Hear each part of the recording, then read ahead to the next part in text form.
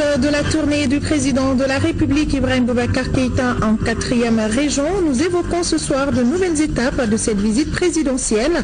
Avec nos envoyés spéciaux, nous irons notamment à Séouville et Mandiakui. Tenu hier de la 20e édition de l'espace d'interpellation démocratique EID, le jury d'honneur a statué sur 21 dossiers. Les interpellations étaient relatives à la gestion domaniale et foncière, aux obstacles liés à l'exécution des décisions de justice, entre autres. Une série de recommandations a été formulée par le jury.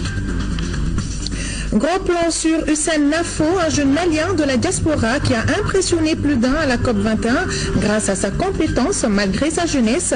Notre envoyé spécial sur Ibrahim Keïta à la COP21 l'a rencontré à Paris.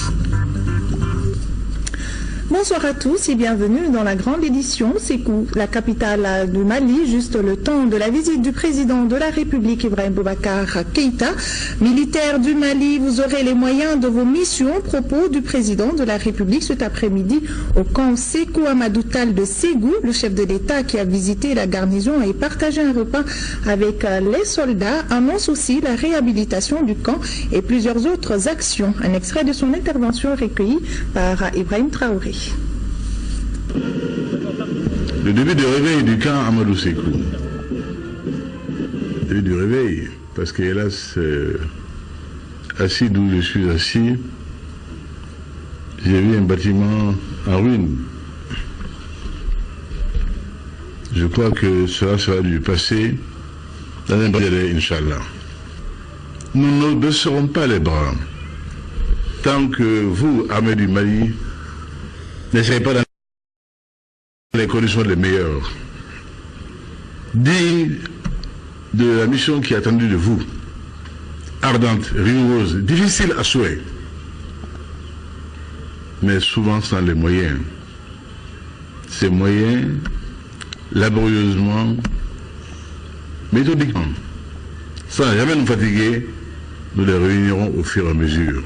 Les interventions multiples auxquelles la zone de défense numéro 2 a été commise interpellent pour une rapidité de projection sur le terrain. Monsieur le ministre, vous savez le souci qui est le mien. Pourquoi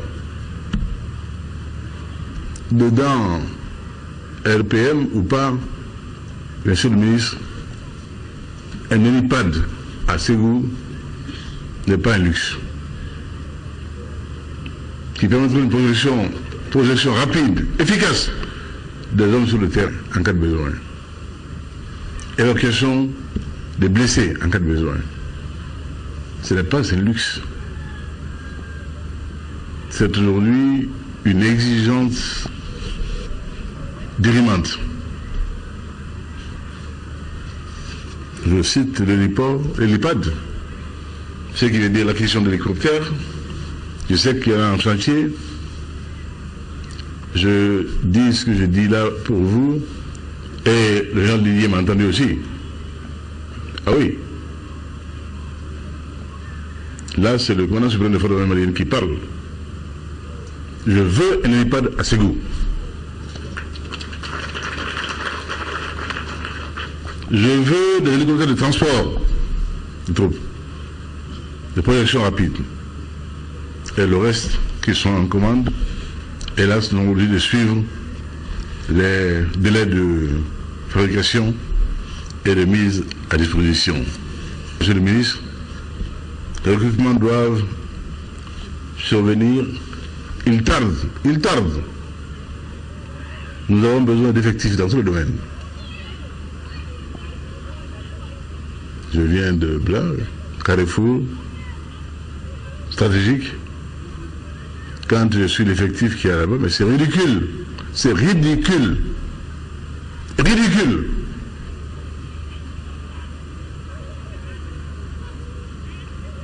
Donc, messieurs, je vous interpelle. Faisons en sorte que chacun, au niveau où il est appelé à servir cette nation-là, donne le meilleur de lui-même, toute sa capacité dans tous les domaines, et sache chaque jour faire le point pour que nul ne nous fasse des rapports tronqués.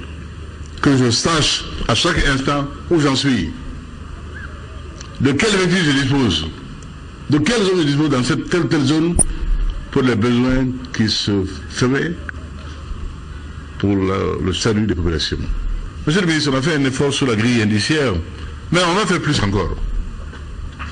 Inch'Allah. Inch'Allah.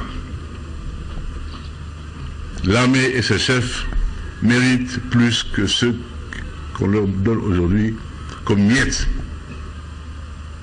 Vous aurez, militaires du Mali, les moyens de vos missions, les conditions d'une existence de dignité, laquelle seule est conforme au sacrifice auquel vous consentez quotidiennement, fût-ce l'ultime. Dès lors, quel sacrifice la nation malienne ne pourrait faire à votre endroit? Le président de la République, Ibrahim Boubacar Keïta, était ce matin à Bla où il a animé un meeting à la place de l'Indépendance. Le chef de l'État a prêté une oreille attentive aux doléances présentées par les populations de Bla et leur a promis de trouver des solutions. De Ségou, le reportage de Dougoufana Traoré.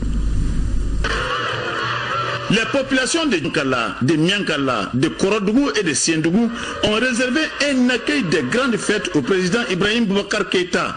Elles sont sorties avec tout leur folklore. Balafon, Thé, Corne, Dounou et Ntama. C'était un déferlement des jeunes, des femmes, des membres d'associations et des partis politiques, en plus des scolaires, tout autour de la place de l'indépendance de Bla. Tous ont ovationné le président Ibrahim Boubacar Keïta. Sur les banderoles, plusieurs messages affiliés et qui exprimaient très souvent les préoccupations des populations. Ces messages étaient brandis ça et là.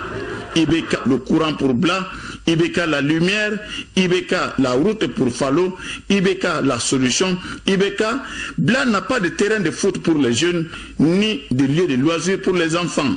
Vous avez entendu, vous êtes venus, vous avez vu, nous sommes convaincus que vous avez compris.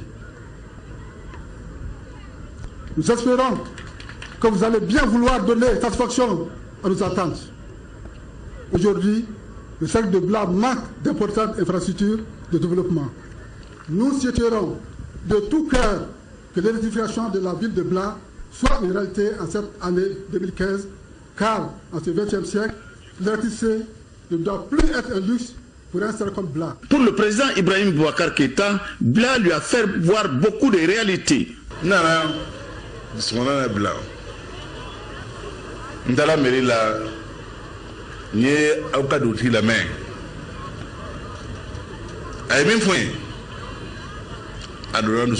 Je suis sensible au message de votre chef de village qui m'a accueilli ce matin à la mairie.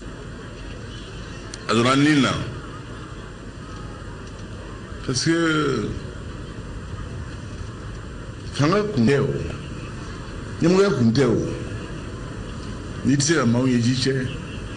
gouverner, c'est gérer les préoccupations de son peuple.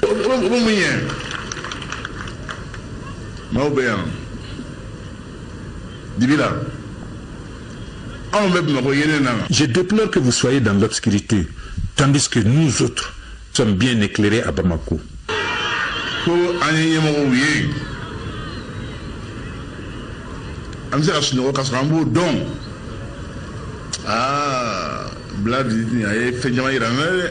Quelle peine. Vous m'avez mis face à vos réalités. Réalités qu'on ne m'a jamais révélées.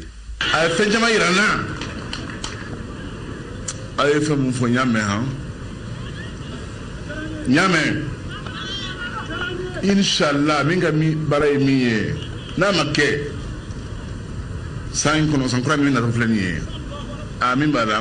je vous promets fermement que chacun va s'assumer à son niveau courant 2016 s'il plaît à Dieu.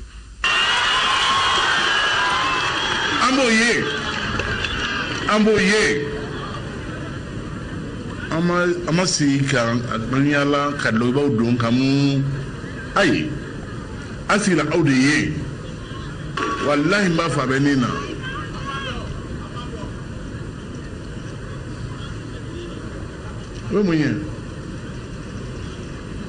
Donc le pont me fier, qui a glissé, il faut me fier. On me donne alors des informations falsifiées, voire erronées. À quoi bon? À quelle fin? Kako est chien kele au kafsa a kafié ba keme. Nana ngai nyame. Nyai. Yemi amajaye. Voir une fois vaut mieux qu'entendre 100 000 fois. La présente visite m'a permis de bien voir, d'entendre et de comprendre. Ce que j'ai vu m'a mis mal à l'aise. Amabema. Awa. Inch'Allah. Foube sera là. Et plaise à Dieu, je mettrai fin à ce genre de pratique. Inch'Allah. Foube sera là. Blago de Villa. Ma fo Allah subhanahu wa ta'ala ko Inch'Allah. Bla sera éclairé. Bla dem sanu yanakero Abbas lo ni Allah subhanahu wa ta'ala. Inch'Allah. Sera ko na to avec Les jeunes auront leur espace culturel et vos autres préoccupations évoquées, telles les routes, seront prises en compte. Inch'Allah.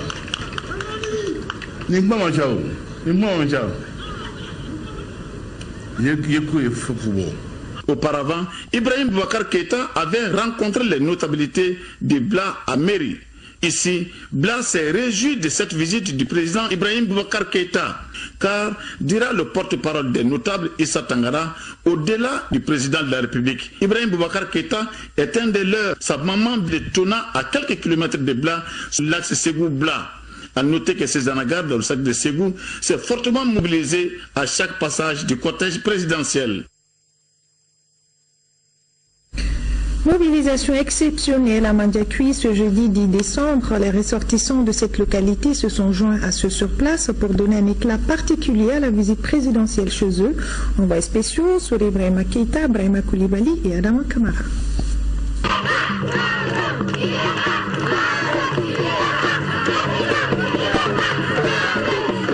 Mandiakoui met ses petits plats dans les grands pour accueillir le président Ibeka. L'onde de choc de la mobilisation était perceptible déjà à Benina, à une quinzaine de kilomètres de là.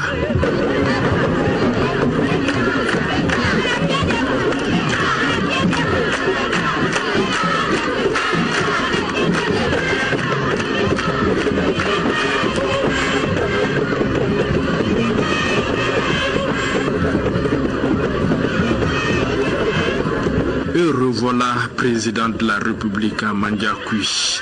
Cela ne s'était jamais passé depuis 47 ans au moins. Avec Modibo Keïta, s'empresse-t-on de marteler haut et fort.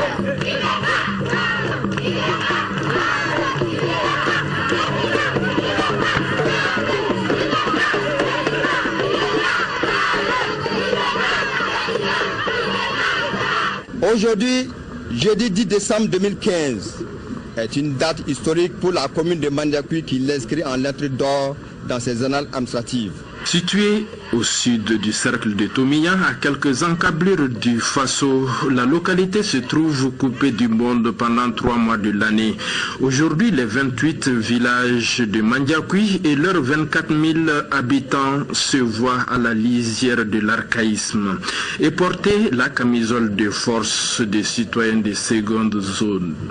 Cela s'accommode mal avec la démocratie, mais avec Ibeka, le vent de l'espoir souffle sur Mandiakoui, parole de maire. Les communes de Dura, Mafouné, Mandiakoui et Sanekui, qui constituent le grenier du secteur de Tomignan, sont coupées du reste du secteur chaque année durant 3 mois au moins. Une bretelle reliant Mandiakoui à la route nationale numéro 14 à Benena en bitume réglerait la quasi-totalité des difficultés de la zone et serait une reconnaissance. Le village de Mandiakoui, chef de la commune, et les autres chefs de commune, Mafouné, Dura et Sanekui, sont dans l'obscurité totale à partir du coucher du soleil. Ces 4 communes qui constituent les greniers du secteur continuent de cultiver avec la petite daba. Les plus nantis de cette localité du Mali possèdent des charrues et des bœufs de labour. Pax, Terra, Omnibus Bone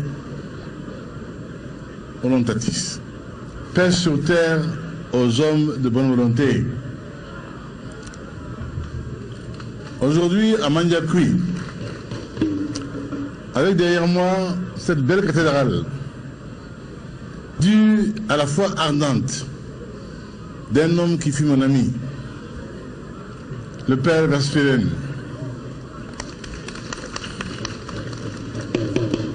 Il y a longtemps que je voulais visiter Mandiakoui et sa cathédrale.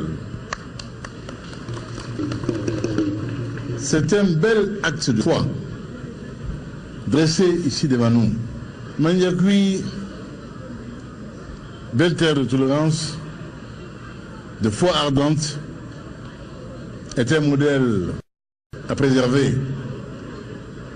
Pourquoi, monsieur le maire, nous sommes sensibles à votre interpellation par rapport à l'éclairage de Mandiakoui, à la lumière à Mandiakoui.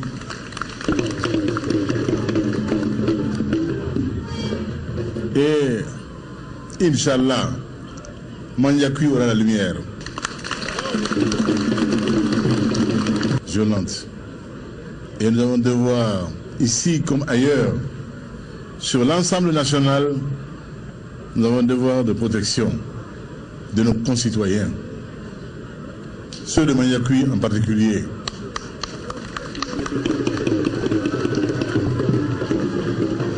La route est bien évidemment un facteur de développement. Ce 10 ans, j'ai en face de moi monsieur le ministre de l'Équipement, qui a bien noté et qui s'en fera une priorité des priorités.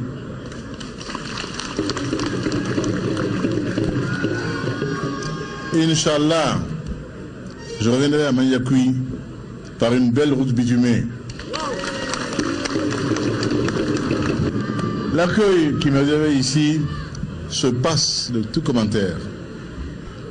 Le bel ordonnancement de la cérémonie, la discipline impeccable que je vois également ici, porte l'empreinte de la paroisse à laquelle je rends hommage. Impressionné par la qualité, la discipline et l'originalité de l'accueil, Ibeka est convaincu que cela n'arrive qu'à Mandiakoui. Mais ce n'était un début. Ici, il en verra d'autres. À Mandiakoui, le président de la République s'est rendu à la paroisse Notre-Dame du Sacré-Cœur. Cette visite présidentielle a donné espoir et preuve de la laïcité du Mali. Pour les religieux et leurs hôtes, le Mali se retrouvera et ce n'est qu'une question de jour. Récit de nos envois spéciaux sur Ibrahim Keïta, Brahima Koulibaly et Adama Kamara. Rarement on entend un air personnalisé dans un lieu de culte, mais la paroisse de Mandiakoui en a fait exception ce jeudi pour Ibeka.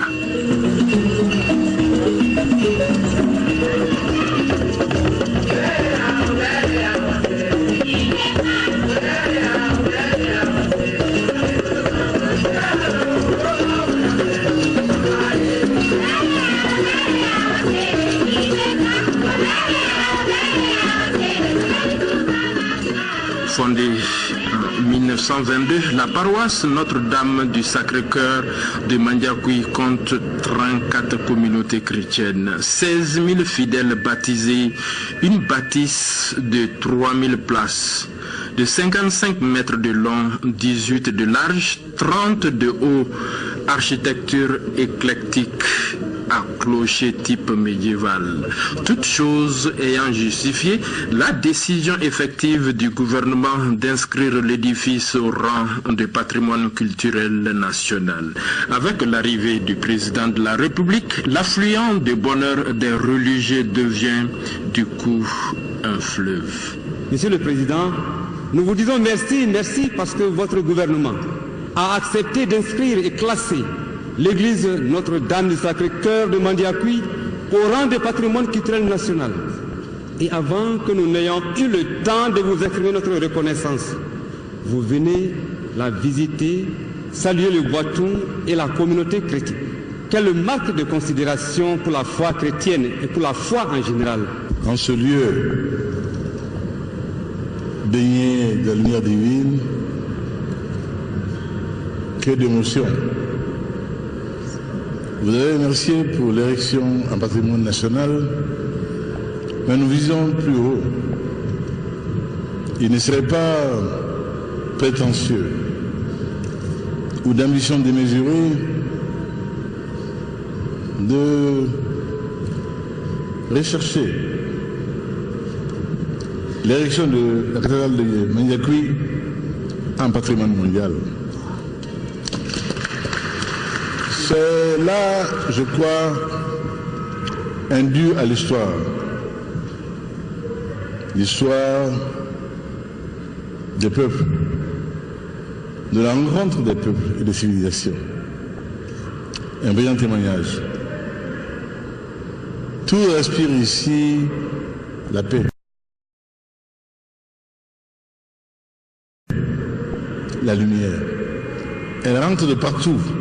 Le Mali se retrouvera et saura relever les défis des générations, conviennent hôtes et visiteurs, à condition que les Maliens retrouvent leur self-control, la confiance en soi.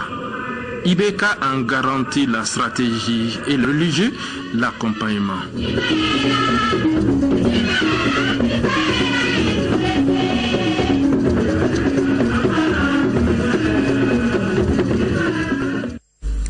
Le curé de la paroisse de Mandiakoui et le président de la République voient le Mali atteindre infailliblement le bout du tunnel grâce à sa culture, à sa laïcité, à son sens du dialogue, écoutant l'homme de foi et l'homme d'État sur leurs convictions et leur convergence de vues. Propos recueillis par Soripen Keita. Monsieur le Président, nous vous disons merci parce que votre gouvernement a accepté d'inscrire et classer l'église Notre-Dame du Sacré-Cœur de Mandiakoui au rang de patrimoine culturel national. Et avant que nous n'ayons eu le temps de vous exprimer notre reconnaissance, vous venez la visiter, saluer le Boitou et la communauté chrétienne. Quelle marque de considération pour la foi chrétienne et pour la foi en général. Nous vous exprimons notre profonde gratitude à travers la présente cérémonie d'accueil dans l'église. Le classement de l'église comme patrimoine culturel national est le signe que le Mali considère la religion chrétienne comme faisant partie intégrante de son univers religieux, de son patrimoine culturel avec l'islam, les religions traditionnelles et d'autres confessions religieuses. Depuis plusieurs années, ces différentes religions vivent en paix dans un dialogue social enrichissant et fraternel. Le Mali est un pays laïque où toutes les religions exercent librement leur culte. Le terrorisme qui s'est attaqué à l'hôtel Radisson à Bamako tente de compromettre cette paix. Ces groupes qui utilisent le manteau de l'islam sont de vrais ennemis de l'islam et de toute vraie religion en général. C'est pourquoi nous demandons à tous les leaders religieux, à quelque niveau que ce soit, de se donner la main pour retirer ce manteau et soutenir franchement le président de la République dans sa lutte contre le terrorisme. C'est tous ensemble, unis, que le Mali vaincra le terrorisme. Chrétiens et musulmans sont des frères, a dit le pape François dans une mosquée à Bangui lors de sa visite en Centrafrique. Oui, nous sommes des frères appelés à vivre ensemble et à s'aimer. L'Église catholique est présente à Mandiakoui depuis 1922, bientôt 100 ans.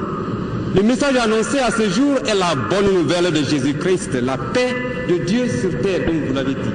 Cette bonne nouvelle nous donne un commandement nouveau. Aimez-vous les uns les autres comme je vous ai aimé. Celui qui aime Dieu doit aimer ses frères. Pour témoigner de son amour, l'Église s'investit depuis à travers son organisation Caritas dans plusieurs domaines en vue du développement de tout homme et de tout l'homme. Le Mali est un peuple de grande culture de paix, de dialogue.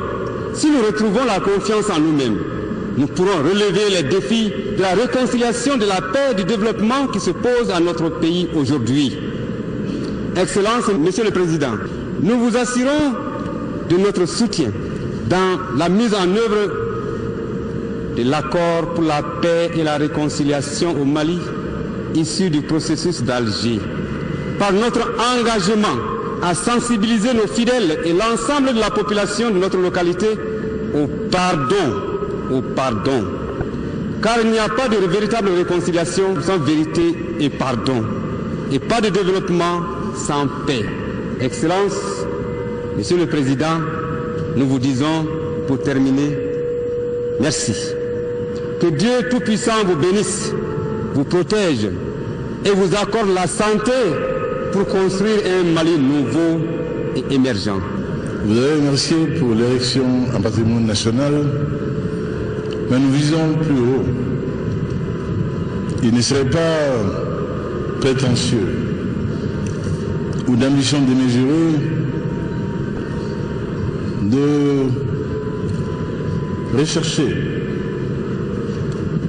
l'érection de la cathédrale de Mandiakoui en patrimoine mondial.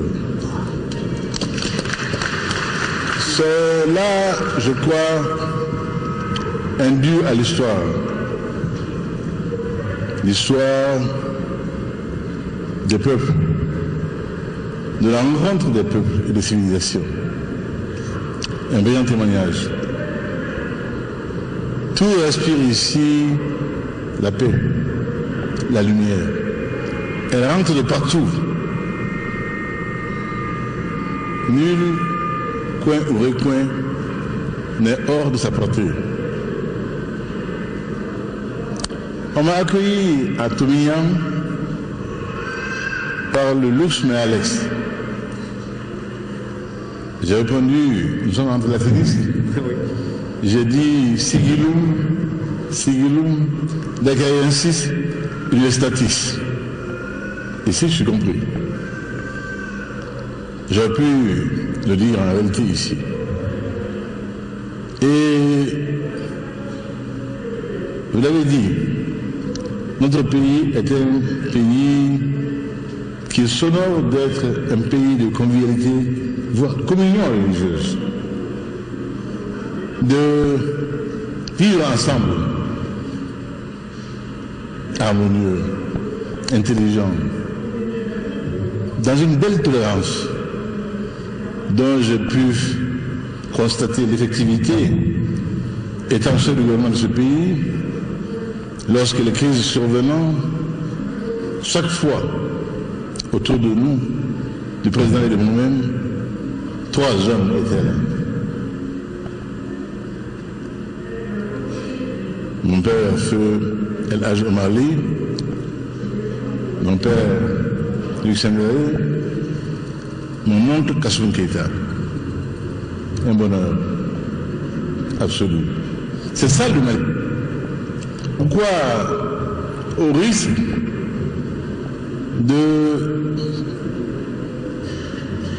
d'interrompre les négociations pour la paix en Alger, lorsque il fut dit que certains se refusaient à signer tant qu'il y avait le mot laïcité, j'ai dit à ceux que j'avais commis de regarder Bamako. Ils ont signé. Ceux-là qui avaient dit non, on finit par signer. Parce que s'il est une chose sur laquelle nous ne serions jamais transigés dans ce pays, c'est bien cela qui nous garantit de tous les aléas d'aujourd'hui, de toutes les dérives d'aujourd'hui qui amènent à l'infra-humanité. Que Dieu nous en garde. Le Mali est une terre de paix au long des siècles.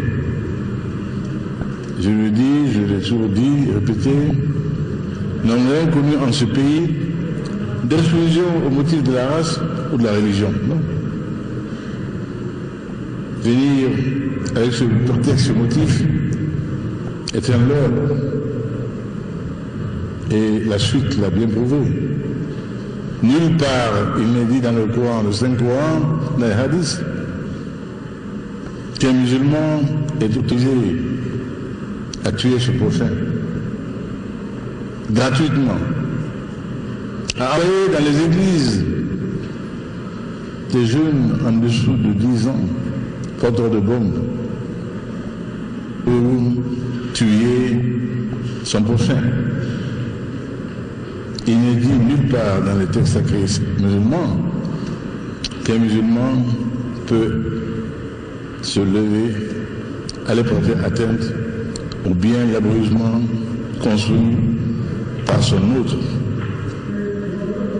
Donc, mon père, je voudrais ici solennellement vous donner l'assurance que le Mali, sous ma conduite en tout cas, n'empruntera jamais ce chemin-là.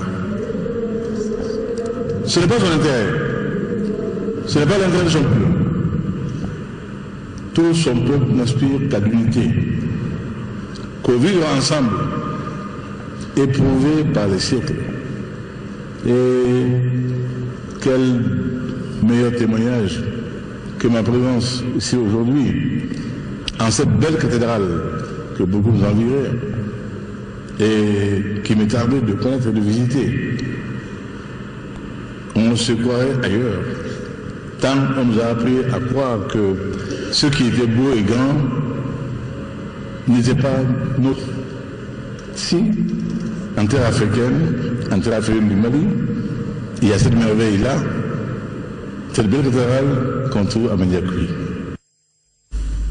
Et vous pourrez suivre après ce journal en intégralité les interventions du curé du président de la République. À Mandiakoui, les notabilités ont parlé de leurs difficultés attentes au président de la République. Elles lui ont aussi exprimé leur entière adhésion à ses projets pour le Mali. Sori Ibrahim Keïta.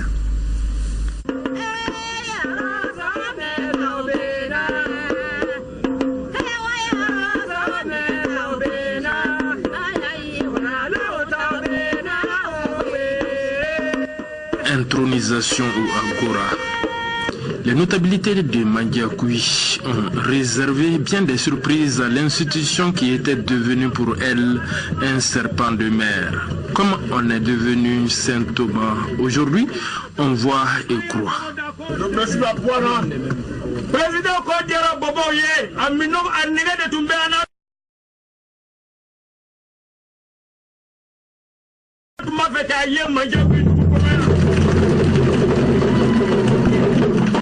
Dans un style particulièrement émouvant, le chef de village sur trône depuis 45 ans a égrené le chapelet de difficultés de sa localité.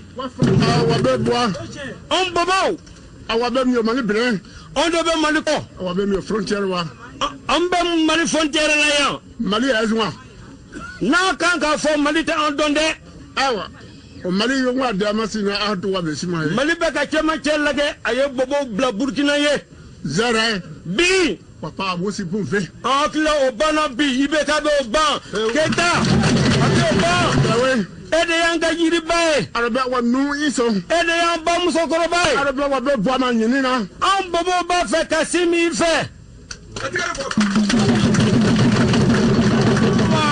Yamboya, on est deux mi Yamboya. Le boya mi berozoro boya mi. Il fait mon fonya beme. Non, on a le mignon abel de maman. Le mou haura zomi, beta mi yubarowe a zomi be. Menke, au folie manene. Ube, bungurano beta simi bena welo unga. Dala yame. Numora minyam, aurama, yumolo minyam. Inch'Allah. Debulita. Nancy Atruni. Mia sana. Demi. Tramoloye. Mi benwa owa debulita mu. Mi poaro.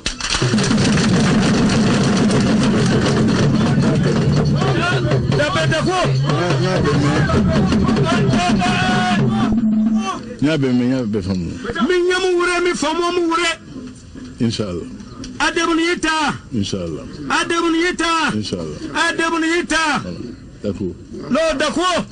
Le Boitoun, la terre des bois, soutient Ibeka dans ses initiatives. Qu'elle s'appelle accord de paix, croisade antiterroriste, reconstruction nationale, indivisibilité du pays, combat pour le développement. Encore tête couronnée pour la énième fois, Ibeka Mobé de Maou à Sekasso devient à Mandiakoui. Allez ya Jafare kana on fait Mandiakoui yon. Abuna wa chulama dabe. Aya togo dako dabe. Dabe Dabe l'homme qui gère toutes les situations. Mogomi se ka kodlan agona chugo ale badlan ode dabe bobokana. Accessoire de la couronne décerné à Ibeka, une sagaie, une tenue minutieusement cousue et un bélier blanc. Akele ka tamba min dini. Lo chabana naye. Kurukan fuga tigi deni. Lo kurukan fuga naso alle asiye. Kurukan fuga tigi yere lini. Politique taro de. Naso te ao alle asiye. Le royaume bois de Mandiakoui a désormais un pouvoir bicéphale, le tandem Daniel Dako, Ibrahim Boubacar Keïta.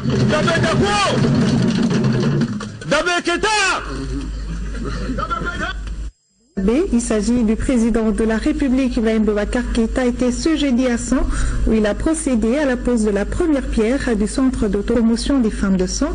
Ce centre, qui est une volonté du président de la République, a pour but de soulager la souffrance des femmes de la localité et de permettre aux enfants d'apprendre les métiers.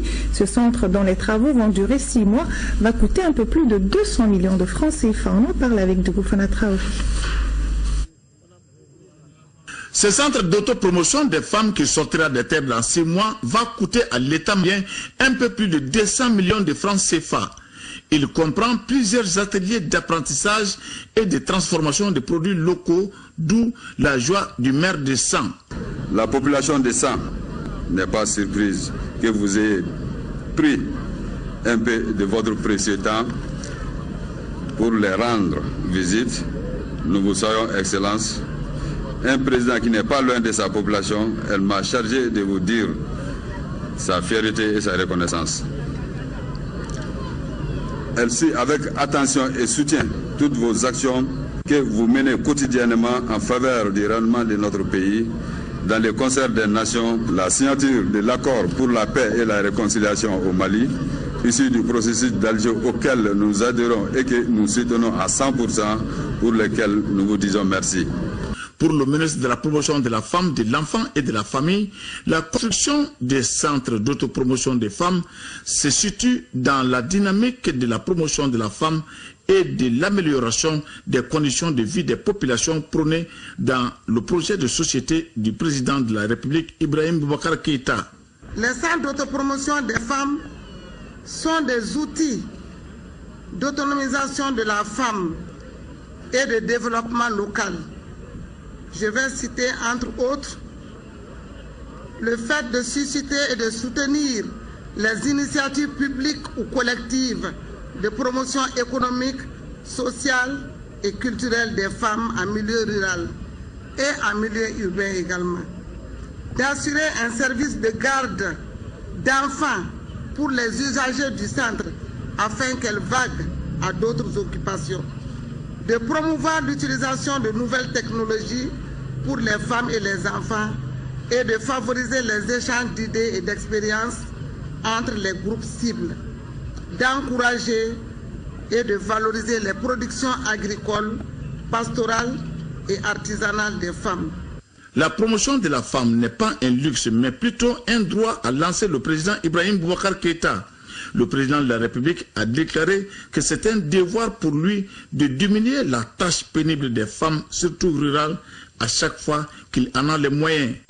Quand vous témoignez de l'intérêt que je porte à la question du genre, je suis un peu gêné parce que c'est naturel. Je trouve que ce débat ne devrait même plus exister. Quand on en parle, on donne l'impression qu'on fait un cadeau aux femmes. Non! Non. Il y a belle lurette que les femmes ont mérité. C'est même un trait de civilisation, de culture. D'être traitées comme elles doivent l'être. Des êtres humains à part entière, dotés de toutes les qualités et de tous les droits inhérents à la qualité humaine, simplement. Donc il n'y a rien de fabuleux en cela. Ne pas le faire, c'est justement cela qui devrait être condamnable et condamné. Vous vous souviendrez, madame, quand le temps où notre sœur Wangari Maathai, paix à son âme, venait d'être faite prix Nobel de la paix, honneur ainsi accordé pour la première fois dans l'histoire à une africaine. Ce jour-là, par un heureux hasard du calendrier, nous devions procéder au changement annuel des membres du bureau de l'Assemblée nationale. On m'a soumis une liste sur laquelle ne figure aucune femme. J'ai dit ce jour-là, si vous aviez la possibilité de me démettre, vous pourriez le faire allègrement, vous ne l'avez pas. Votre liste-là, je ne la valiserai pas. Parce que, simplement, elle ne nous fait pas honneur. Ce qui est en cours ici est l'un des biais. Faire en sorte que les tâches pénibles auxquelles nos mères, nos sœurs, nos femmes s'adonnent, que ces tâches soient moins pénibles. Dans la famille, elle est la dernière à se coucher. Elle est la première à se lever. Surtout en rural. Rien ne lui est épargné. Une autorité qui, quelquefois, gagnerait à s'exercer plus intelligemment, lui tombe dessus pour indiquer une vérité qui serait douteuse. Non, notre mère, notre compagne, notre amie mériterait une meilleure considération. Le Mali compte doter toutes les localités en centre d'autopromotion de la femme et de l'épanouissement de l'enfant. Les logements sociaux ne doivent plus être des cases, mais des vraies maisons comportant toutes les commodités. Cette déclaration est du président de la République, Ibrahim Boubacar Keïta. Le chef de l'État s'exprimait à l'occasion de l'inauguration de la centrale hybride de Toumian. Il est au micro de Bourama Traoré. On a parlé ici de logements sociaux. Monsieur le ministre, je voudrais encore revenir là-dessus. Je ne veux pas de logements sociaux pour faire des logements sociaux parce qu'on a fait des cubes alignés pour faire un nombre. Non, qu'on ait moins, mais en qualité. Il suffit qui respecte la dignité de l'homme, qui soit digne d'une famille malienne. Oui, ça oui. Sinon, c'est pas la peine. Dussions-nous réviser à la baisse nos quotas? Oui. Mais dorénavant des logements dignes des Maliens. Et nous en ferons. Ça nous coûtera ce que ça nous coûtera, mais nous en ferons. Nous ne cherchons pas des prétextes. Nous ne jouons pas dans la démagogie. Nous voulons faire utile pour ce pays-là et fonder. C'est ce qui nous importe.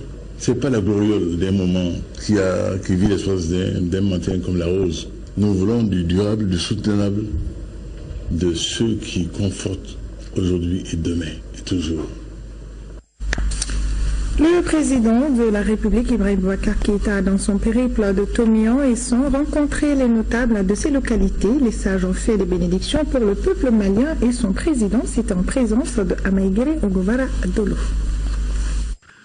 Respect et hommage aux aînés, aux sages, aux notables et aux religieux. Tels sont les objets de la rencontre avec cette frange de la communauté et le président de la République. Au nom de ce collège, le chef du village de Toumian a, dans la langue nationale Boumou, salué les efforts de développement socio-économique et culturel consentis par le président et son gouvernement en faveur de son cercle. Son message a été traduit dans la langue officielle par son griot Koïta. Bienvenue à son Excellence El Hadj Ibrahim Boubacar Keïta et à toute la délégation qui l'accompagne dans cette ville hospitalière de Tominia. Monsieur le Président, vous avez quitté chez vous, vous êtes chez vous. La notabilité, par la voix du chef de village, reconnaît les efforts que vous consentissez pour la recherche d'une paix durable et de l'unité nationale au nord du Mali. Cependant, elle trouve qu'elle a quelques sollicitations à faire. Enfin, elle vous souhaite un très bon séjour parmi nous et un bon retour. Une rencontre similaire a eu lieu également à San avec les 18 imams de Santoro et Karantela, l'évêque Jean-Gabriel Diarra, les chefs de quartier, les présidents des organisations féminines et de la société civile. Ils ont fait le tableau de la participation du gouvernement dans l'amélioration de leurs moyens de production et de leur mieux-être. Cependant, des préoccupations existent et sans solution à leur niveau, au nombre desquels problèmes l'aménagement de nouvelles parcelles rizicoles dans la plaine de San-Ouest, la réalisation d'un pont-digue sans Ténéni. Le président de la République se réjouit de cette visite qui lui permet de partager les préoccupations, les réalités de son peuple. Les localités visitées m'ont donné la preuve de leur patriotisme, a-t-il déclaré. Aussi, il les a entretenus à Tomia comme à San sur certains aspects de la vie de la nation. Ces rencontres ont été sanctionnées par des prières et bénédictions pour le Mali et son président. À noter également que le président de la République a posé cet après-midi la première pierre de la centrale de Ségou. Elle coûtera plus de 30 milliards de francs CFA. Le président de la République, Ibrahim Boubacar Keïta, a prié ce vendredi à la grande mosquée de Ségou. Le chef de l'État et ses concitoyens ont imploré le Tout-Puissant pour la paix et la quiétude au Mali. Les bénédictions ont également été faites pour le renforcement de l'unité des musulmans. Nous restons avec nos envoyés spéciaux. C'est un rituel hebdomadaire. Chaque vendredi, les fidèles musulmans convergent vers les mosquées pour la prière collective.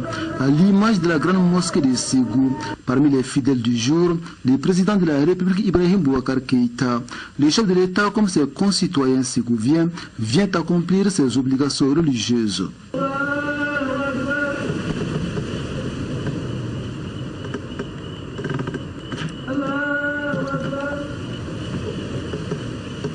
Dans son sermon, l'imam de la grande mosquée de Ségou a attiré l'attention des fidèles sur la perte des valeurs de tolérance, de droiture et de soumission.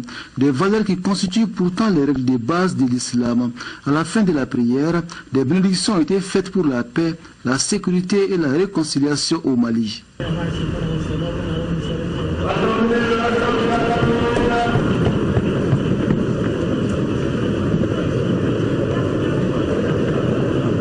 Le président de la République est doublement satisfait. Avoir accompli ses obligations avec ses co-religionnaires de Ségou et constater la parfaite entente entre la communauté musulmane de la 4e région. Que je sois à Ségou ou pas, dans cette mosquée, comme dans toutes les mosquées de Ségou, on a toujours prié pour la paix au Mali, pour le bonheur du Mali et des Maliens. Et me trouvant à Ségou, c'est une race qu'Allah me fait. Je m'ai prié aujourd'hui ici, parmi mes frères, dans la mosquée dite d'Etal. C'est un grand symbolisme. Et ce qui a été dit, il a été devant tout le monde. Des prières ardentes, ferventes pour le Mali. Il y en a besoin. Et pour que la paix revienne dans ce pays, qui n'assure qu'à la paix, pour que la concorde revienne dans ce pays, pour que la fraternité soit encore de mise dans ce pays, et règne sur l'ensemble du Mali, pour que notre règne de paix soit ce qu'elle est, un lien entre les hommes et non de discorde, une de tolérance. C'est vous le pouvoir souhait.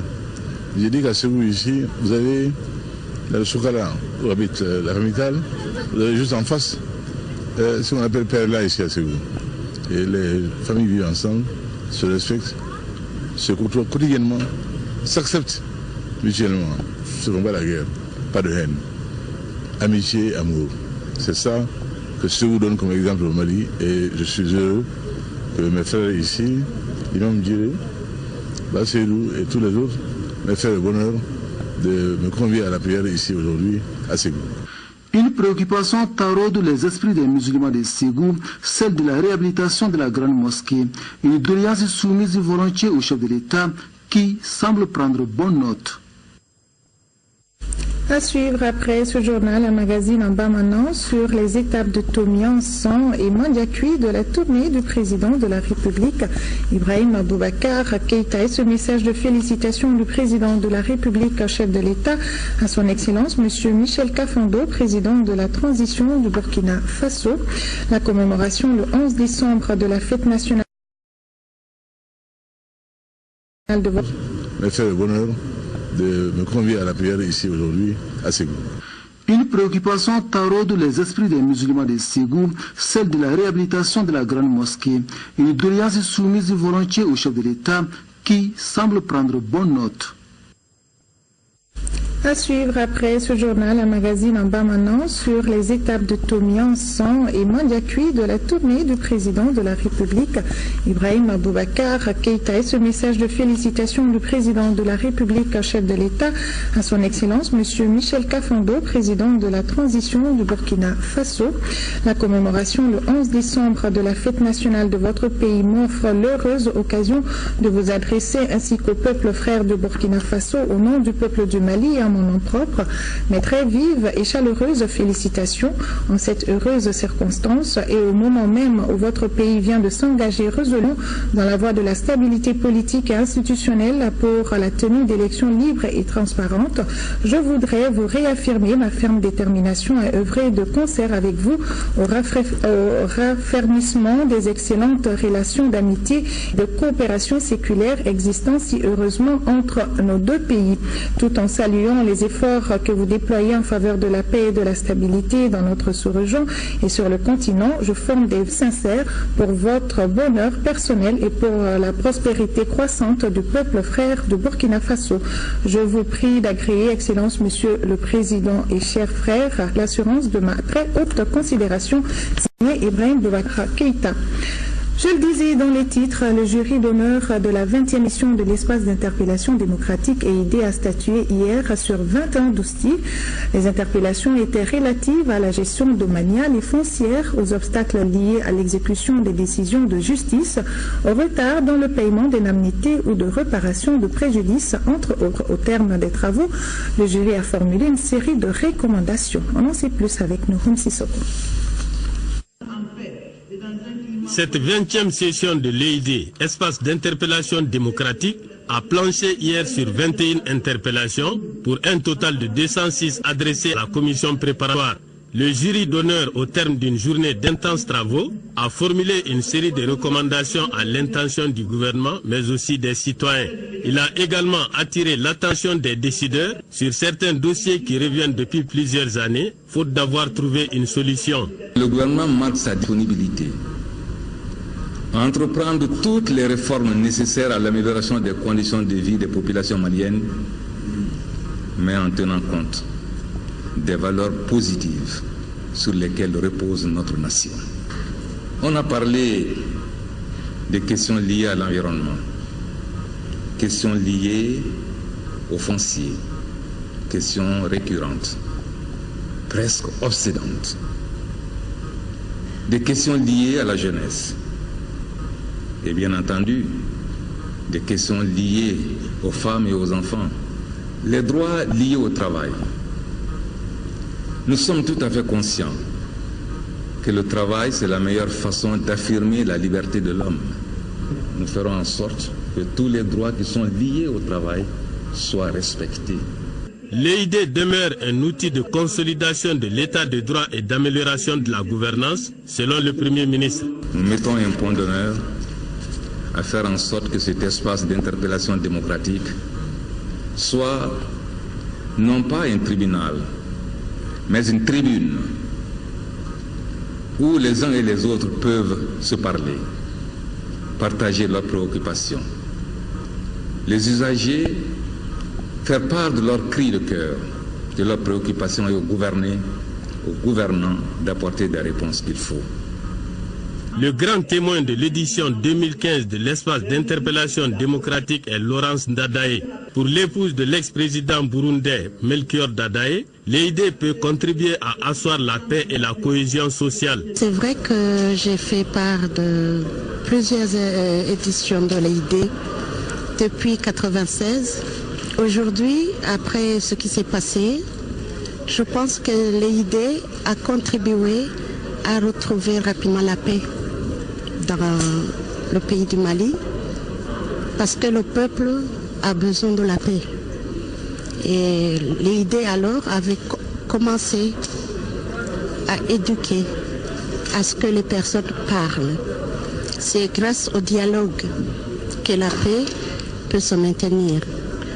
Et le dialogue que nous avons fait aujourd'hui pour matérialiser justement le droit de la personne, la commémoration même du droit universel pour les droits de l'homme, montre que le Mali est avancé par rapport à d'autres pays d'Afrique. Et là, je citerai un cas d'un pays qui aujourd'hui n'a pas pu célébrer cette journée, c'est le Burundi. Le jury d'honneur entend porter une attention particulière aux sites accordés aux 21 dossiers présentés publiquement, ainsi qu'aux 103 classés pour suite à donner. Le jury salue la signature de l'accord pour la paix et la réconciliation et demande que tout soit mis en œuvre dans les meilleurs délais pour son application effective. C'est la haute autorité de la communication HAC qui remplace désormais le Conseil supérieur de la communication avec un pouvoir plus étendu. Les 9 membres de l'institution ont été renvoyés à l'exercice de leurs fonctions par le président de l'audience. La cérémonie de prestation de serment s'est déroulée ce matin à la Cour suprême de Bamako. Le compte-rendu de cette audience avec notre reporter Moussa Fani. Touré, levez la main droite et dites Dieu le jure. La haute autorité de la communication HAC est composée de 9 membres dont le mandat est non renouvelable. 3 sont désignés par le président de la République, 3 par le président de l'Assemblée nationale, 3 par les organisations professionnelles de presse. La HAC a pour mission de régler le secteur de la communication au Mali, notamment dans les domaines de l'audiovisuel, de la presse écrite, de la presse en ligne, de la publicité par voie de presse, de la délivrance des autorisations pour les fréquences audiovisuelles. C'est une volonté politique du gouvernement exprimée depuis plusieurs années, une volonté politique qui se concrétise aujourd'hui. Il faut donc saluer cette persévérance et accueillir son aboutissement aujourd'hui par la prestation des serments des membres de la haute autorité de la communication. Nous ne serons pas là en tant que gendarmes, avec un bâton derrière chacun, mais nous serons là pour surveiller ce qui peut constituer une dérive. Nous serons également là pour appuyer ce qui va dans le sens du renforcement de l'indépendance, de la liberté, de la déontologie et de la promotion de toute la presse. La HAC devra aussi garantir et assurer la liberté et la protection de la presse, ainsi que tous les moyens de communication des masses. Nous attendons que cette presse soit professionnelle, qu'elle soit performante, qu'elle soit libre de tout, et qu'elle soit seulement une presse qui ne soit en fait qu'une presse d'opinion libre, pas une presse qui cherche plus souvent le sensationnel, il faut le dire, souvent aussi dans les faits divers, mais une presse qui soit là plus professionnelle, axée sur l'information utile. La HAC exercera tous les attributs de la régulation excepté ceux dévolus au Comité national de l'égal accès aux médias d'État. La durée des mandats des membres de la HAC est de 7 ans pour ceux désignés par le président de la République et de 6 ans pour ceux désignés par le président de l'Assemblée nationale et les organisations professionnelles des médias. L'ONG Agir de la première dame Keïta Aminata Maïga et l'ACC, Association pour Conscience Citoyenne, ont mis en place depuis quelques années un concours de débat public dénommé le profil du citoyen, ayant comme acteurs des futurs leaders des universités et écoles de formation supérieure du Mali. Ces jeunes leaders s'affrontent par le biais de joutes oratoires sur les questions d'actualité. Cette année, l'OG Agir et l'Association pour la conscience citoyenne ont porté ce grand événement sur la place de l'Afrique, avec pour première édition le face-à-face entre les jeunes universitaires du Mali et du Sénégal. Le 12 septembre dernier, ici à Bamako, en Manche-Allée, les jeunes s'étaient affrontés autour du thème « Fédération du Mali aurait-elle été profitable aux deux pays ?» Le Mali avait défendu le oui et le Sénégal le non. La confrontation avait eu lieu en présence de la marraine du Mali, la première dame Keïta Aminata Maïga, et du parrain, le professeur Dioncounda Traoré, avec la victoire du Mali. Demain, samedi 12 décembre, aura lieu le match retour à Dakar. Les jeunes du Mali et du Sénégal vont s'affronter autour du thème « La CEDEAO doit-elle se doter d'une monnaie unique ?» Le Mali défendra le non et le Sénégal le oui. Ce sera au Grand Théâtre de Dakar à partir de 20h, en présence du Premier ministre sénégalais, du parrain, le professeur Dioncounda Traoré, des représentants de la première dame Keïta Aminata Maïga et de l'ACC, du ministre de l'Emploi, de la formation professionnelle, de la jeunesse et de la construction citoyenne, Mahaman Babi. Le premier trophée de cette compétition africaine porte le nom de trophée de l'intégration africaine Keïta Aminata Maïga. Le prix du meilleur orateur porte le nom de la première dame du Sénégal, Marianne Sall. Bien entendu, vous aurez l'occasion de vivre ce grand face-à-face sur les antennes de l'ORTM dans l'émission Le Profil du citoyen animée par Sidi Mohamed Koné. Un nouveau programme pour lutter contre la faim. Il a été lancé hier soir au cours d'une cérémonie dînatoire. Au Mali, en termes de chiffres, 7% de la population, soit 1 100 000, souffrent d'insécurité alimentaire. Ce nouveau concept a été salué par l'ensemble des participants. Alpha Mega. Un meurtre collectif, un scandale, la faim dans le monde.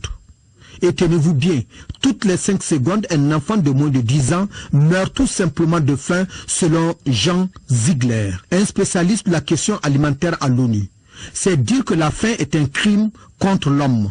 D'ici là, regroupés autour de repas copieux, entendez là une cérémonie dînatoire qu'un programme pour lutter contre est lancé. Il s'agit du programme intitulé « Un monde sans faim ». Qui parle de faim, parle de sécurité alimentaire. Donc l'objectif du programme, c'est vraiment de donner l'accessibilité à l'alimentation pour tout le monde. Donc c'est la région du Litabo-Gourma, c'est une région qui est vraiment fragile. Donc nous voulons amener l'ensemble des acteurs qui sont sur cette zone à prévenir les catastrophes naturelles en vue vraiment de prévenir la crise alimentaire au niveau de la zone. C'est un nouveau programme de 28 mois, donc qui est intitulé Un seul monde sans faim et qui est financé par la coopération allemande. La zone d'intervention du programme est le Niger, le Burkina Faso et le Mali. Le Mali où 1 100 000 personnes, soit 7% de la population, souffrent d'insécurité alimentaire. C'est du moins ce qui ressort de l'exposé de Al-Husseini Bretodo, ancien secrétaire exécutif du SILS. Ce nouveau concept, Un monde sans faim, est une initiative de la fondation Konrad Adenauer. La Fondation Konrad Adenauer, présente dans la sous-région depuis plus de 20 ans, soutient le processus de démocratisation dans divers pays. Le programme Un monde sans faim s'intègre dans le cadre de tous nos projets dans la sous-région qui ont toujours au but d'établir un dialogue entre toutes les couches de la société. Tout en dégustant et en réfléchissant, les uns et les autres ont salué l'initiative de la Fondation. Cependant, en s'interrogeant sur certains aspects du sujet, un participant a souligné avec insistance qu'il est inadmissible qu'on meure de faim, alors qu'à côté, nous avons l'Office du Niger, Sélengué, entre autres. Certainement pour ne pas être ce bozo, meurt de soif sur le fleuve. Signé Alpha Maïga. Les membres de l'Alliance 2015 au Mali ont procédé à la présentation du rapport 2015 de la faim dans le monde. Le thème de cette année est « Conflit armé et le défi de la faim cas du Mali ». Ibrahima Tchokari. Au Mali, les conflits armés ont fortement impacté la nutrition et la sécurité alimentaire. C'est ce qui ressort du rapport présenté par les membres de l'Alliance 2015 au Mali, Agro-Action allemande, Acte Helvetas. Le Mali, parce que Welthungerhilfe est actif, travaille ici au Mali et effectivement, on trouve une situation de conflit assez compliquée, assez complexe.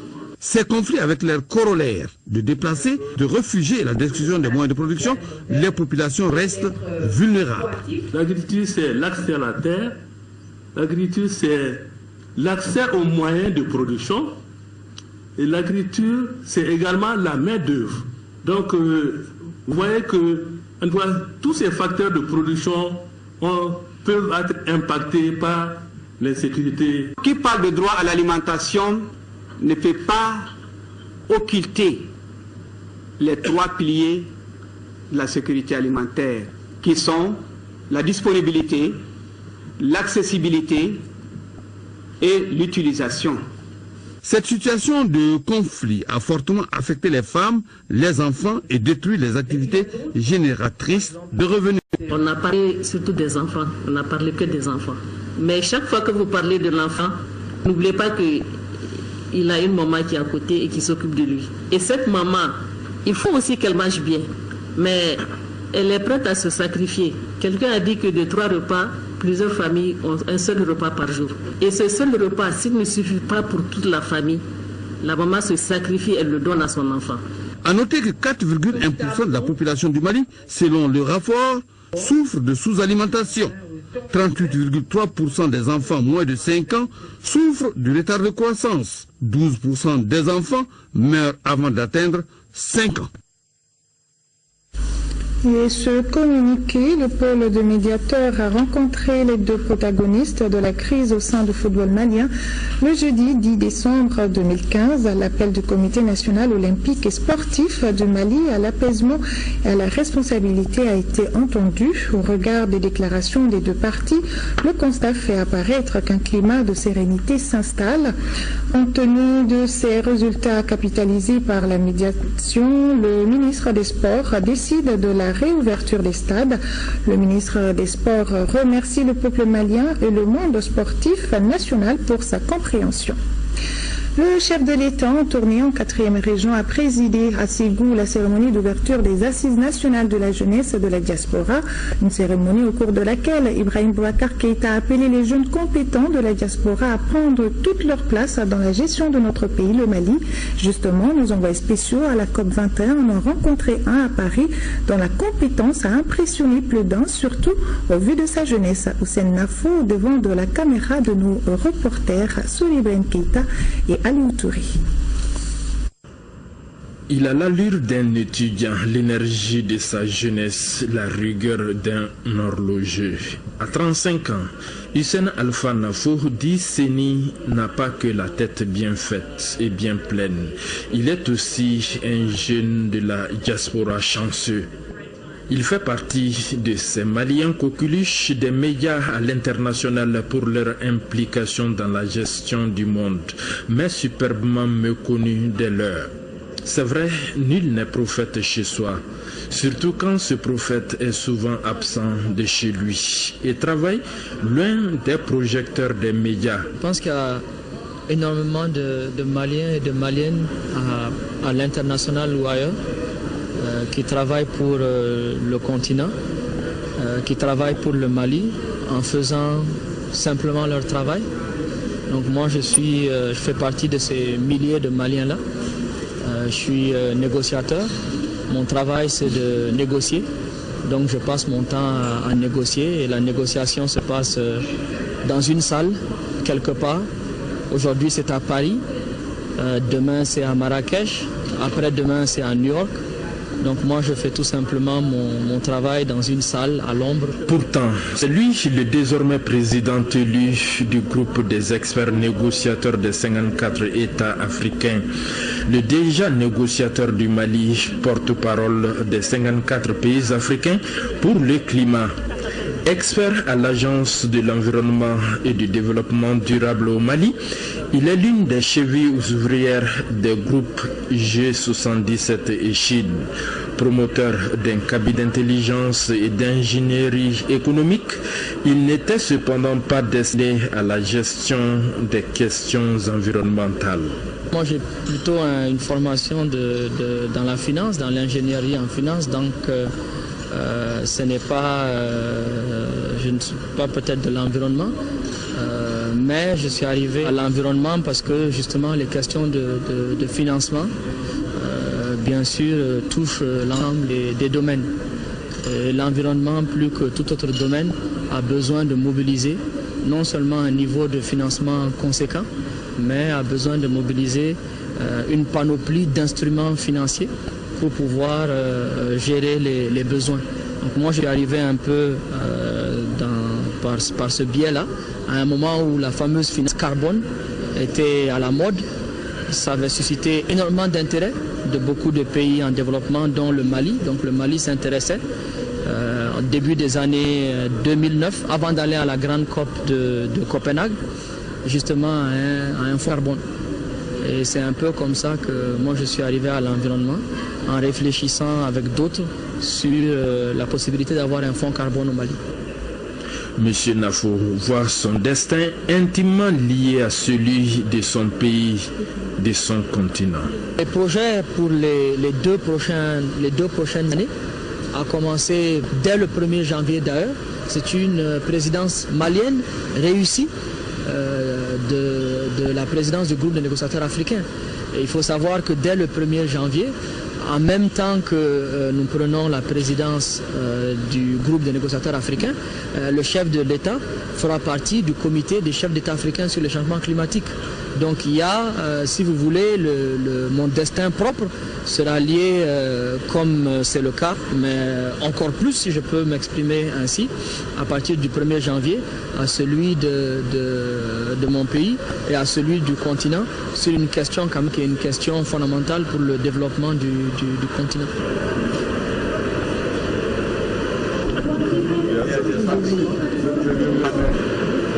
Ma seule recette, c'est l'honneur et le privilège de servir non seulement mon pays, mais le milliard d'Africains, et au-delà du milliard d'Africains, toute l'humanité.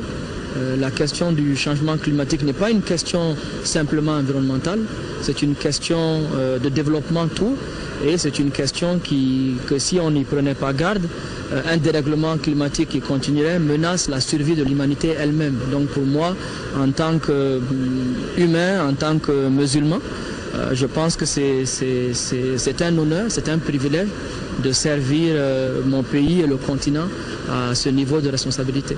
Donc c'est ce qui me donne la foi tous les matins, de me réveiller à 5 heures et de me recoucher à 2 heures. C'est un travail qu'on fait avec, c'est un sacerdoce, mais je pense que c'est le meilleur des sacerdoces qui soit.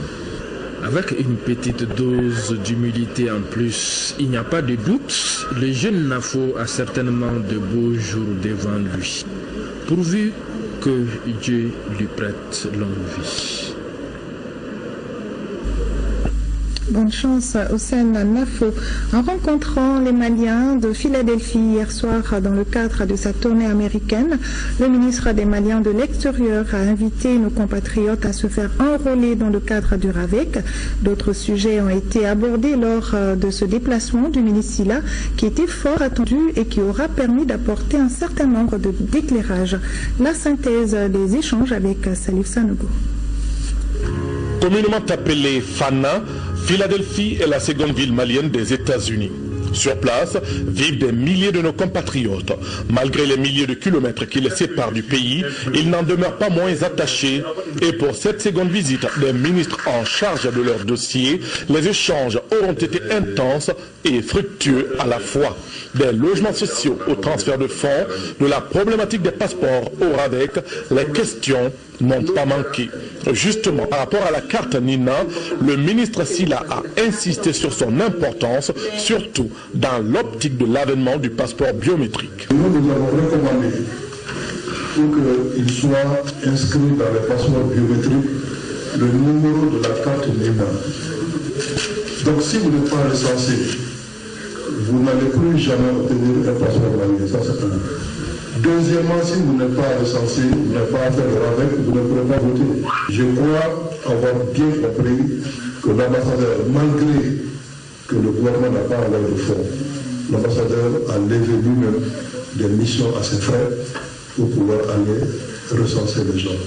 Il a promis de continuer à le faire autant que ses ressources lui permettront de le faire. Quid alors de la question des visas pour les Maliens détenteurs de passeports américains?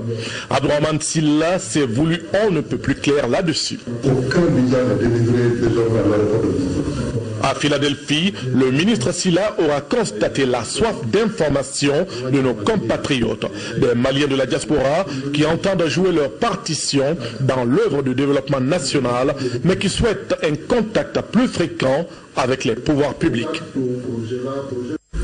Bonne nouvelle pour le Mali, les partenaires techniques et financiers mettent la main à la poche. Plus de 88 milliards de francs CFA, c'est le montant de l'annonce faite ce soir.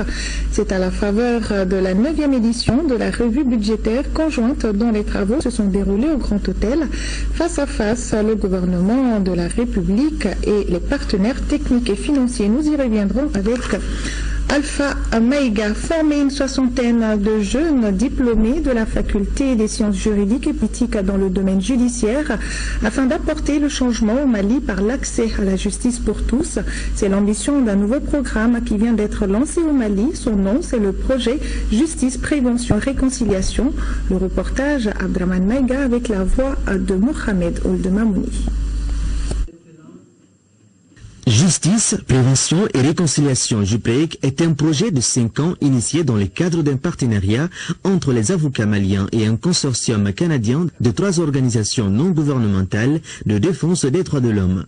Au Mali, le programme ambitionne de former en 5 ans une soixantaine de jeunes diplômés de la faculté des sciences juridiques et politiques en les préparant à être des juristes confirmés capables d'apporter le changement tout en facilitant l'accès à la justice pour tous. On le répète, la justice, la défense des droits, c'est un vecteur de développement. Sans la justice, sans la défense des droits, il n'y a pas de développement possible, il n'y a pas de justice, il n'y a pas d'égalité.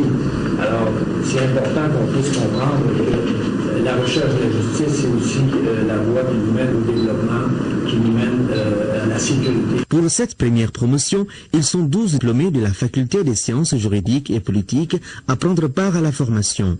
Une formation de 11 mois qui va permettre à ces jeunes de renforcer leurs capacités sur un certain nombre de modules indispensables à une meilleure pratique du métier d'avocat au Mali. Il s'agit des thèmes comme le système judiciaire, les instruments et les mécanismes juridictionnels et non juridictionnels de promotion et de protection des droits de l'homme. Il s'agit d'une première, une grande première. De mémoire d'avocat, je ne me souviens pas avoir vu un événement pareil, un événement qui réunit plusieurs avocats en herbe, pour ainsi dire, en préparation, en devenir donc, pour être en tout cas des avocats. Au cours de cette formation, les récipiendaires approfondiront également leurs connaissances sur d'autres sujets, tels que la pratique des enquêtes sur le terrain, le montage des actes de procédure, la justice transitionnelle, le dialogue social comme mode de règlement des conflits, pour ne citer que cela. Le nouveau gouverneur de la région de Caille officiellement pris fonction ce mercredi. Baba Haman Maïga a prêté serment devant le tribunal de première instance de Caille. Nommé le 11 novembre dernier, l'administrateur civil de 54 ans a juré d'accomplir sa mission avec dévouement et honnêteté, de se comporter en digne représentant de l'État, de respecter et de faire respecter la Constitution et les lois de la République. L'audience s'est déroulée en présence de nombreux invités. Voilà donc le nouveau gouverneur de la région de Caille qui a officiellement pris fonction le mercredi. Baba Haman Maïga a prêté serment devant le tribunal de première instance de Caille. Baba Haman Maïga est désormais le gouverneur de la région de Caille. Il a officiellement pris fonction ce mercredi. Il a été nommé le 11 novembre dernier. coûté plus de 45 millions de francs CFA. C'est dans le cadre du projet de commercialisation et de transformation de l'anacarde dans la région de Sikasso. Envoyés spéciaux à Bougouni, Abdraman Keita et Moïse Traoré.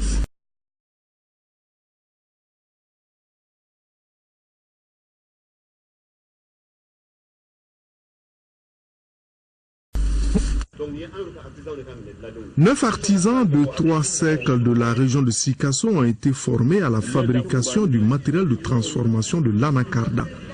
Les broyeuses, presses à jus et autres tables de décortiquage leur reviennent désormais. Toutefois, ils ont à charge la duplication de la technicité acquise. On veut davantage de formation à la fabrication du matériel. Je demande aux utilisateurs de bien entretenir les équipements et de faire attention.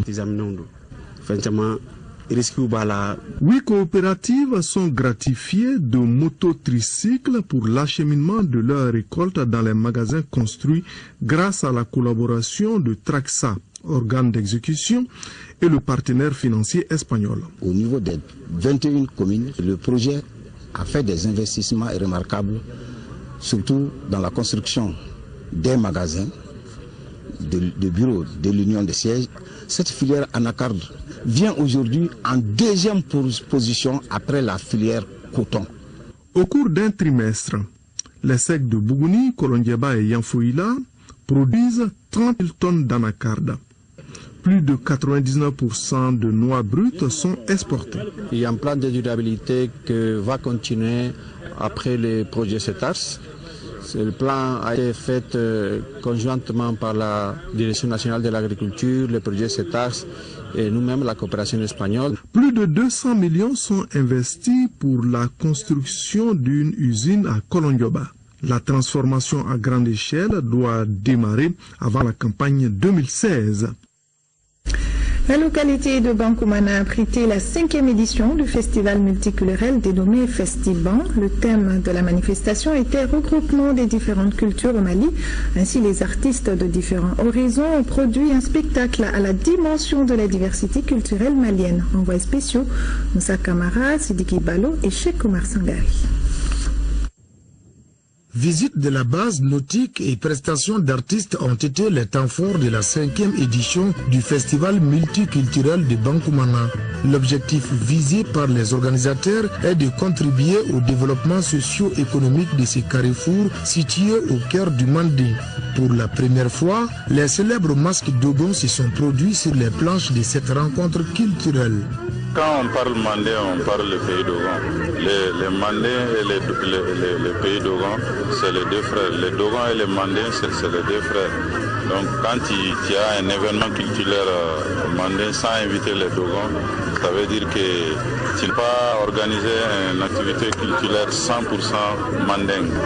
Conformément à son appellation, le festival multiculturel du Bankoumana consacre la célébration de la diversité culturelle, d'où le thème de cette édition, regroupement des différentes cultures au Mali. Il faudra réfléchir à un système d'autofinancement qui contribuera à la pérennisation du festival multiculturel. Mon souhait est la promotion de la culture mandingue au plan vestimentaire, alimentaire, instrumental, rythme, mœurs, gouvernance et j'en passe. Omar Konaté, le groupe de Balafon Tiproko et les flûtistes Peul de la Guinée-Conakry sont entre autres artistes qui étaient à l'affiche. Rendez-vous est pris pour la 6e édition en novembre 2016.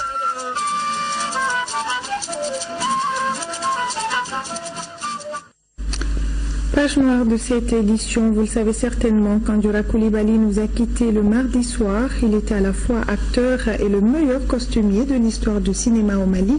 Le monde de la culture, les professionnels du cinéma et les artistes de Mali lui ont rendu un dernier hommage hier. C'était à son domicile à Magnambougou. Makanfi Konaté a suivi pour nous.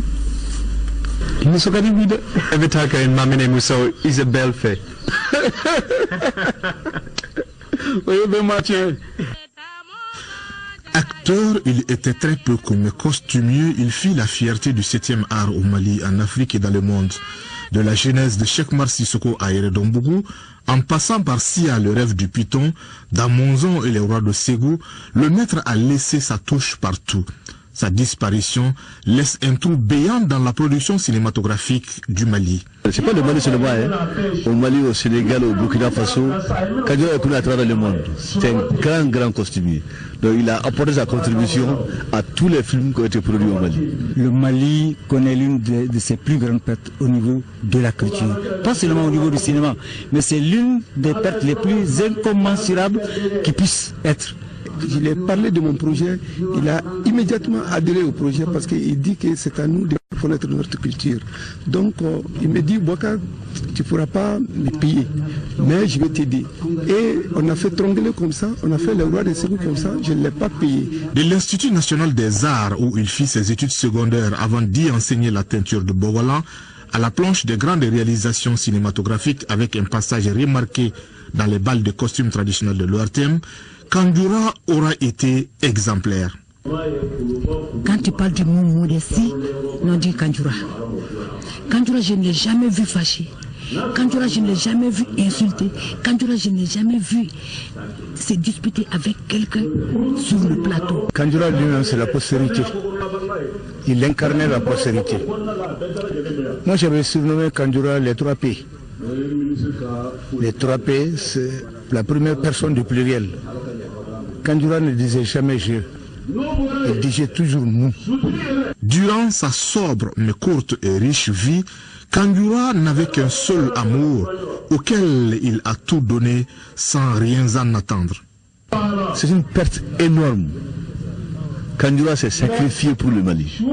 Il s'est sacrifié pour le Mali. Parce que toute sa vie durant, c'est des recherches dans le domaine identitaire. Qu'est-ce que le Mali proposait au monde aujourd'hui? C'est la culture. Et Kandjoura, sa conviction était, voilà ce que nous sommes, nous Maliens. 40 ans au service de la culture malienne, c'est autant d'héritiers et de trésors qu'il a laissé derrière lui. La relève, il y a pensé. C'est pourquoi Kandjoura sort définitivement du champ, le sourire aux lèvres.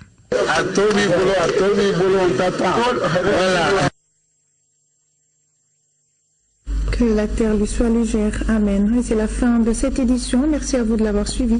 Bonne soirée à tous.